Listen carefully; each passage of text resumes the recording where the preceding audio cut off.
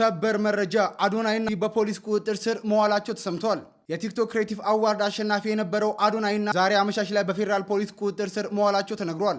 ቲክቶከሮችም ስለታሰሩበት ጉዳይ በይፋ የተባለ ነገር ባይኖርም መረጃውን ያገኘነው ከፋስት መረጃ ነው። በዚህ ሰዓት ሰበር የተባለ መረጃ ተሰምቷል። ተጽዕኖ ፈጣሪው ቲክቶከር አዶናይ በዛሬው ዕለት አመሻሽ ላይ በፌደራል ፖሊስ እንግዲህ ለጥያቄ ትፈልጋለህ በሚልም በቁጥጥር ስር መዋሉ ፋስት መረጃና እንዲሁም ደግሞ ጉርሻ ፔጅ ዘግበዋል። በ2018 የኢትዮጵያ ዓመቱ የቲክቶክ አዋርድ በ4 ዋንጫዎች በማሸነፍና እንዲሁም ደግሞ የመኪና ልዩ ተሸላሚ በመሆን የሚታወቀው ወጣቱ ተጽዕኖ ፈጣሪ ቲክቶከር አዶናይ እንግዲህ ዛሬ አመሻሽ ላይ በፌደራል ፖሊስ ለጥያቄ እንግዲህ ትፈልጋለህ በማለት በማረፊያ ቤት እንዲቆይ መደረጉ አዶናይ ስለታሰረበት ጉዳይ ፌደራል ፖሊስ ይፋ አድርጓል።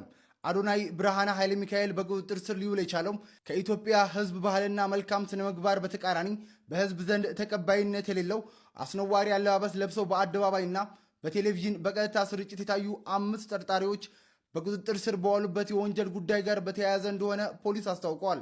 እውቅናና ገንዘብ ለማግኘት ብቻ በማሰብ ሚዲያዎችን ኃላፊነት በጎደለው አኳኋን እየተጠቀሙ በተለይ ወጣቱ ትውልድ በመልካም ስነ ምግባር ተቀርጾ ሀገርን የሚጠቅም ተግባራትን እንዳያከናውንና በተቃራኒው በትውልዱ ላይ ርካሽ ባህልን ለመጫን የሚደረገውን ተግባር ለመከላከል የተጀመረውን ምርመራ አጠናክሮ እንደሚቀጥል ፌዴራል ፖሊስ አስታውቋል።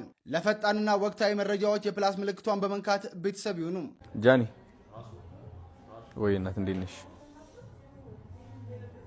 ተነሳሽ እንዴ? ማርያምን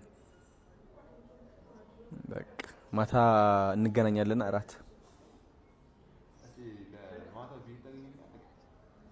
አይ እኔማ ለመሰብሰብ ነበር እኮ ነገ ነው እንዴ? በቃ እኛ ዛሬ ሴሌብሬት እናደርጋለን። ቅዳሜ ስለሆነ ነው።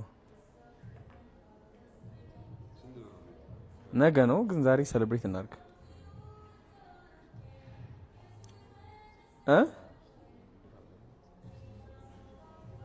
ቅዳሜ ስለሆነ እኮ ነው ነገም